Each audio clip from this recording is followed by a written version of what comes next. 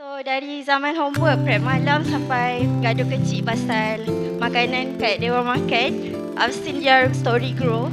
He says I love you first.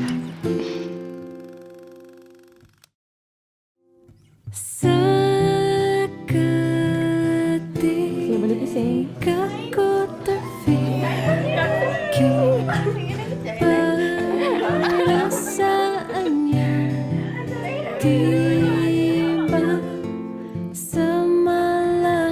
Almost 10 years daripada sekolah menengah. Actually, I suka dia dulu lah. Excited. 10, 11. Assalamualaikum warahmatullahi wabarakatuh dan salam sejahtera. Selamat datang ke majlis pernikahan Ifah dan Amir.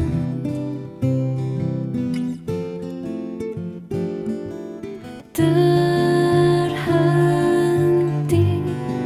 nafasku berlari,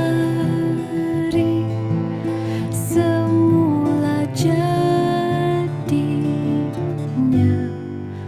aku jatuh.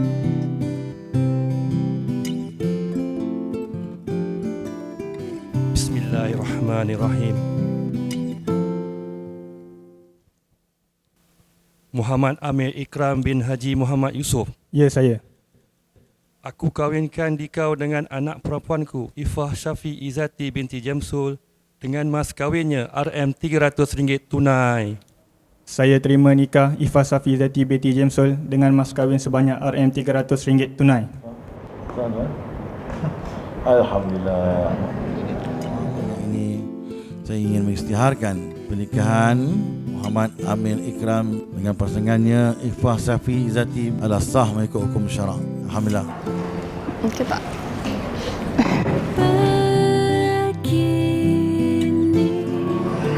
So elegant.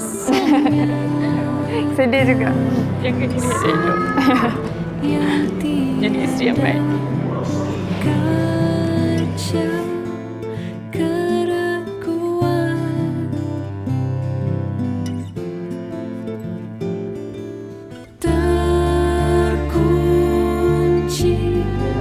Matamu mencari, berkata akulah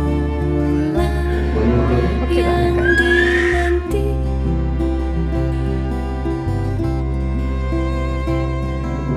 Jagakan Ifah.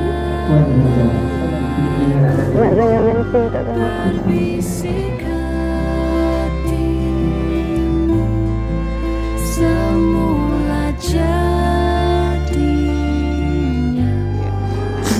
Kat sini. Boleh mak. Tak ku mampu, tak ku mampu, tak ku mampu, tak ku mampu, tak ku mampu, tak ku mampu, tak ku mampu, tak ku mampu Dia rasa tak sangka tapi rasa happy sebab akak happy. Saya tahu akak memang happy dengan perkahwinan ni. Amir ni seorang yang sangat berdisiplin lah. Contoh kalau dia nak buat sesuatu plan, apa pun mesti plan tu kena jadi. Dia cari orangnya yang goofy, yang suka lawa. Sebabkan akak goofy, abang Amir yang chill, so dia macam sesuai. Menantu baru sangat baik. Sangat suka, sangat cantik. Seeing both of you today really makes me proud and emotional. And please never stop teasing each other. That's what make your love special, okay? Sedih lah, kan?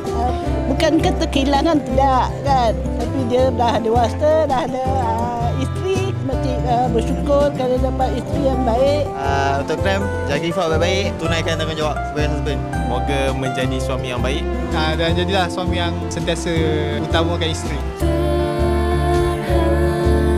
terhenti, nafasku berlari, berkata akulah yang dinanti.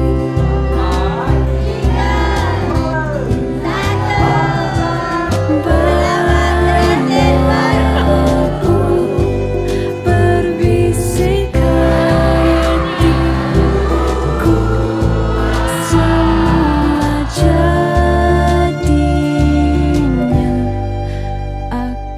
jatuh.